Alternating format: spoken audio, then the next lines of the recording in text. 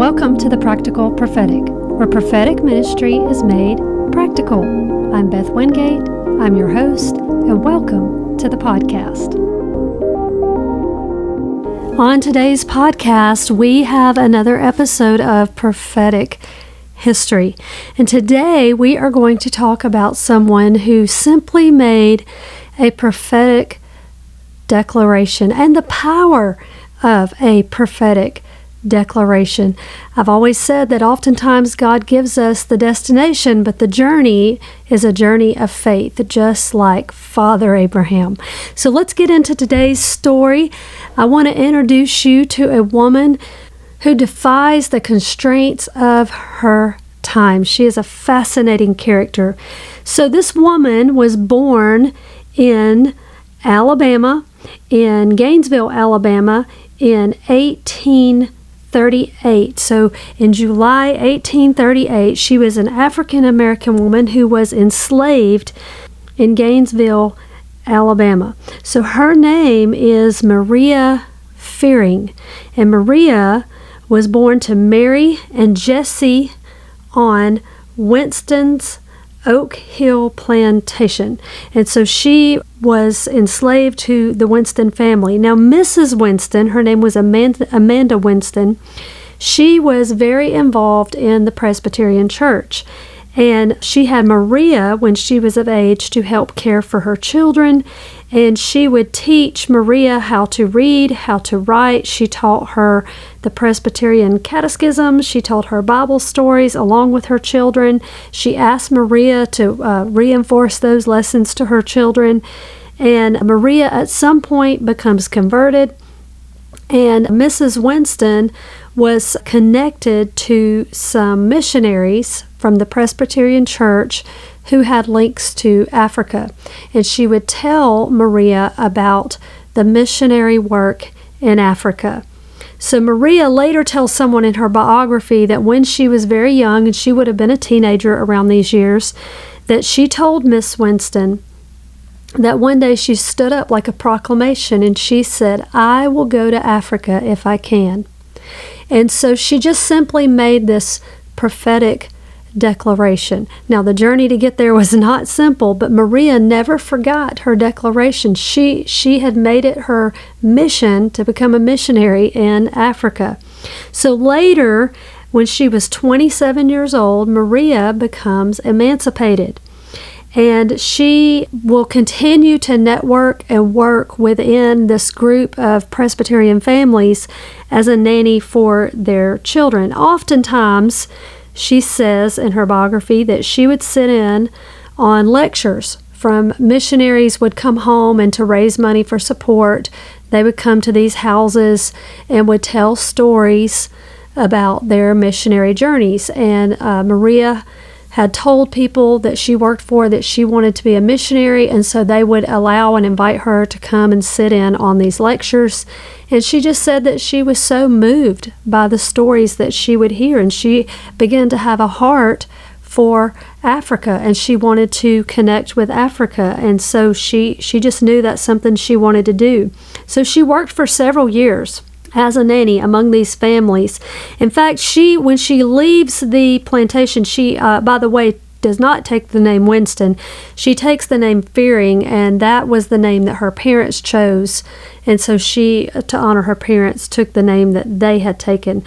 Now, when she turns 33 years old, this would have been around 1871, she resigns from being a nanny, and she decides to make a journey across Alabama during Reconstruction as a black woman, 150 miles to Talladega. So she makes a very long, dangerous, I'm sure, journey to go to Talladega College. And she connected with the Freedmen's Bureau School in Talladega that becomes Talladega College. And she actually goes back to school she had learned how to read and write, but she wanted to officially or properly learn how to read and write. And then she becomes a teacher. And she becomes a teacher for a number of years in Calhoun County.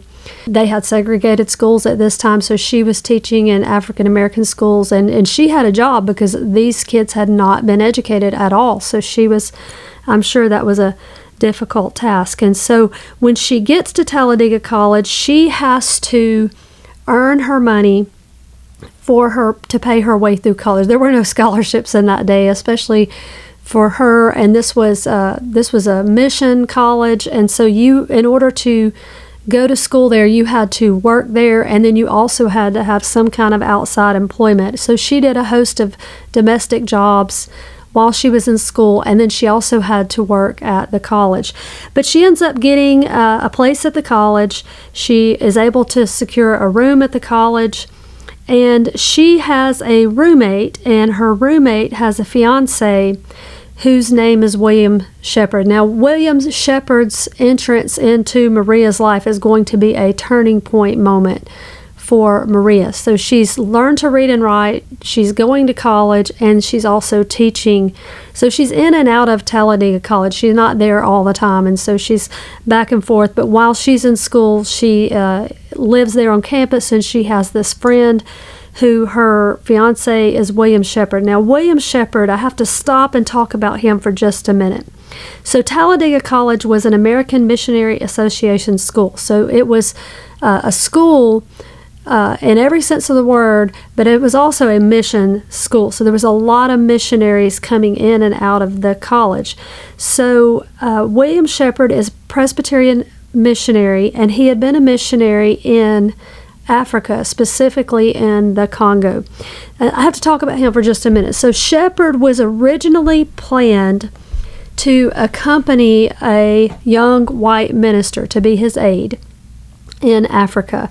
The Presbyterian Church had decided it would be best if the white missionary had a black man go with him to Africa, which is actually probably a good idea. And so William Shepherd does that, and while he's there, we're not sure exactly what happened, but he ends up being the last man standing. He stays in Africa, and the Congo was ruled by different tribes at this time, and the Bakuba kingdom, they would not allow the white missionaries into that kingdom, but they did allow William Shepherd, because he was a black man, to come into that part of the kingdom. And so Shepherd becomes the first Westerner allowed into the Bakuba kingdom. And so they welcomed him. He went in to evangelize them, and the Presbyterian Church decides to fully fund and support him. And if you can believe this, he had white churches in Alabama, mostly as the financial support for him to evangelize the Congo. So that's contrary to a lot of the things I would have expected.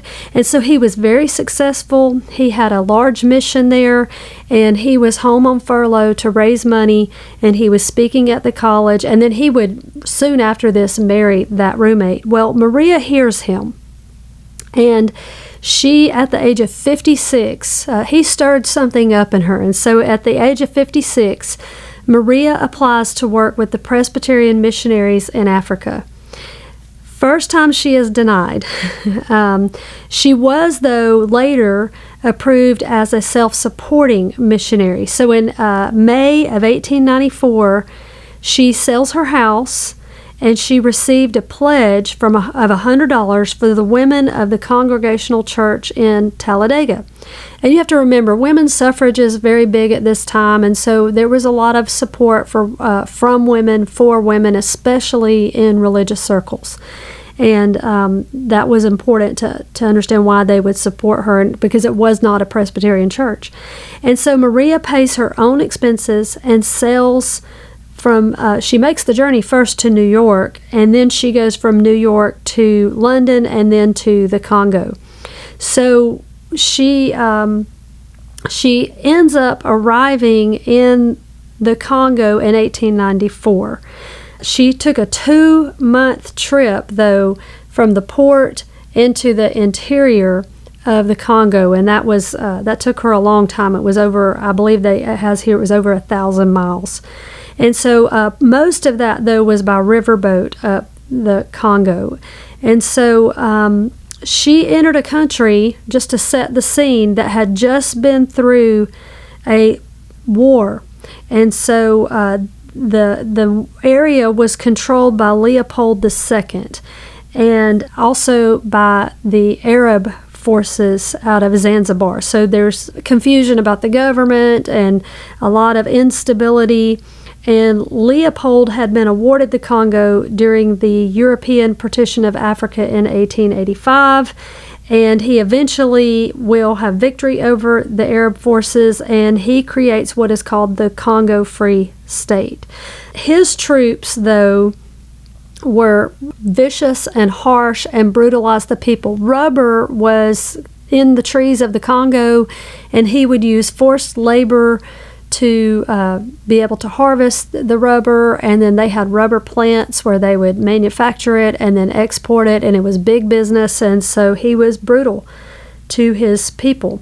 So you have to remember, in Africa at this time, the slave trade was still rampant, and so fearing when she goes in, her and Shepherd, to this area, it is not stable, it is not safe, and they could have got into some real trouble. So they had to trust the Lord. They had to walk in faith. And so it says that on 2 separate occasions, the station that they were at was they had to evacuate on 2 different occasions because of invasion. And so when they're there, it's they knew the dangers, and they wanted to evangelize the area. So it was very unstable there at this time. So upon her arrival, she immediately comes to help this husband and wife team who were running a mission.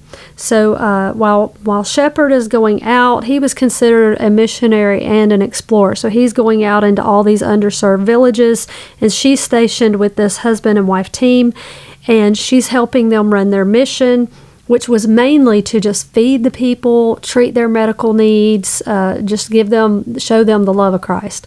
And she begins to learn the language. Now, she picked up the language really fast. She becomes fluent in the language within a year, and so she begins in the language teaching a Sunday school class there at the mission on Sundays.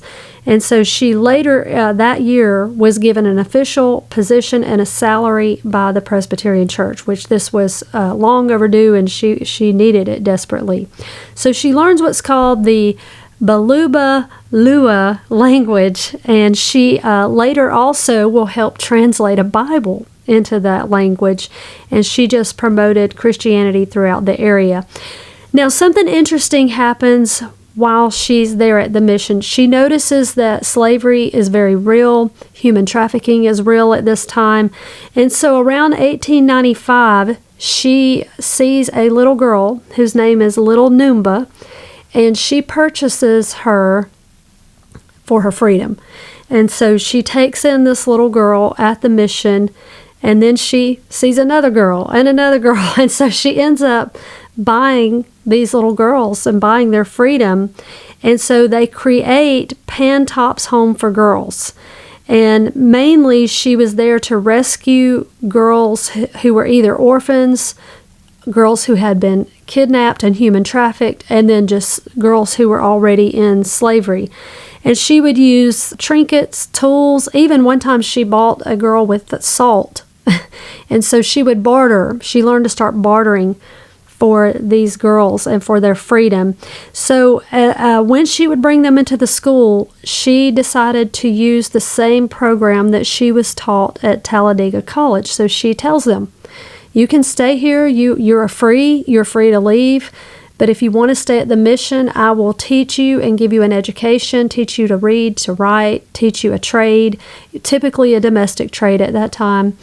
And she said, but in exchange, you will have to work here for your room and board and for those things. So that was the system that she set up, and she was very successful. And so, of course, she taught them reading, writing, arithmetic, homemaking skills, gardening, and she taught them Sunday school. They were required to come to Sunday school. She taught them the Christian faith.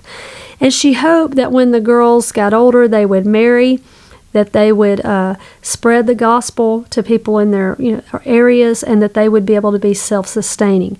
And so the girls all began to give her a nickname. They call her Mama Wa Putu, which means mother from far away.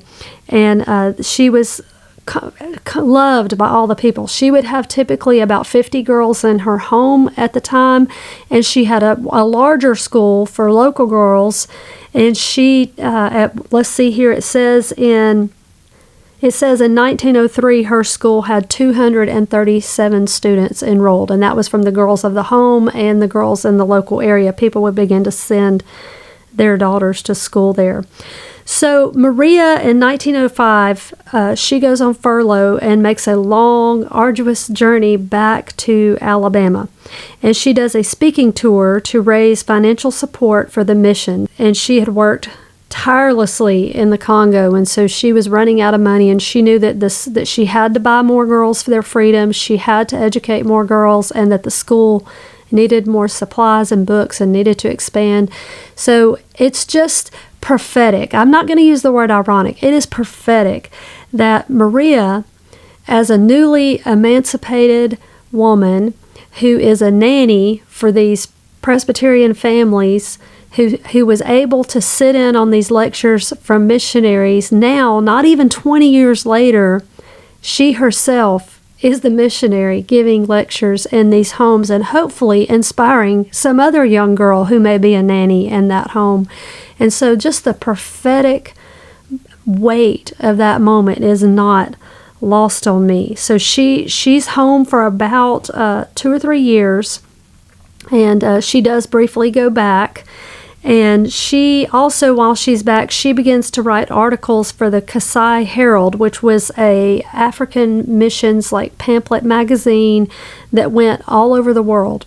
Wherever there was Presbyterian churches, they would have access to that magazine, and that also helped her raise support. She would give a little report, like her lectures in the magazine, and talk about a lot of interesting stories. And she had to put in some of the interesting things. She had to talk about how that the people were uneducated, they were natives, and that they just didn't have the understanding that we have. And she would have teach classes on how to take care properly of a baby. She said she went into one village, and this is in one of the Kasai Herald magazines. I read a few of them, and she said that a woman was trying to feed her newborn baby bread, and the baby was choking and crying. She had to explain to the mother, you can't give them, whole food yet. And so she had to teach just basic life skills. And so she was really doing solid work there, and just exposing them to the gospel, and just loving on them and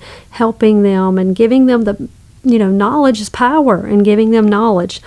So she goes back to Africa after 1905, stays there about 10 years, and then she comes back home in 1915.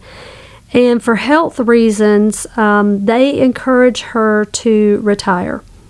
She really didn't have a say-so in the matter. The Presbyterian Church pretty much told her they would give her a pension stipend, but she had to retire, that she was unhealthy. She was older at this point. Remember, she didn't become a missionary until she was in her 50s. And so 20 years on the mission field, she's now well into her 70s. So they pretty much force her at the age of 78 to retire. And a couple of years later, she receives the Loving Cup, which is an honor bestowed on her by the Southern Presbyterian Church, which, mind you, is mostly a white denomination. So that was a big honor for her. They present her with this big award and ceremony and big dinner and everything. And so she retires. And of course, she doesn't exactly retire. She stays with friends and its extended family in Selma, Alabama, where she will teach Sunday school up into her 80s. She later, though, will return to Sumter County with her nephew, and she, in 1937, at the age of 99, she will pass away. And she was teaching, they said, Sunday school up until she passed away, and she was just an amazing woman who defied her times, who defied the odds, but it all started with a prophetic declaration. She made a declaration as an enslaved woman herself that she would go to Africa, having no idea how much God would use her because of that declaration, that she was able to free hundreds of girls, to educate those girls, to evangelize those girls, and to give them a trade that they could be successful in. And so she was a pioneer. And in the year 2000, she was induced into the Alabama Women's Hall of Fame. Wow, I bet she never could have imagined that that would happen for her. And I wanted to give you a quote that she's left. There's very little information from her personally. There was a biography, but it was written several years after she passed away. And she often said that she was building strong Christian women through so many little deeds of kindness. And so that's who Maria Fearing was. So I picked her story because it was not a vision that she had. It was not a dream. It was, nothing like that. She was simply inspired from hearing stories about missionaries, and she had been learning the Bible, and she just simply made a declaration that she would go. And it makes me think of, "Here am I, Lord, send me." And we've talked on here before about the Hebrew word hineni, which means "here am I." And it's more than just "here I am." It's actually a concept that means, "Lord, I am fully yours, completely yours. Use me however you will. I am your willing vessel. I am your servant." And so I believe God honored that in her life. And she never got to see some of the impact of her ministry, but she was a pioneer minister and just an amazing story. I hope this encourages you, and I hope you understand the prophetic power of a simple declaration that when we tell the Lord, "You can use me, hineni, here I am, Lord, send me," that God will honor that in a way that you never possibly have imagined. He will take you further than you ever thought that could go. This was a true woman of faith. And by the way, Maria Fearing, they said she maybe weighed 100 pounds. She was very tiny and very petite, but a very powerful woman of God. I hope you enjoyed the prophetic history story of Maria Fearing.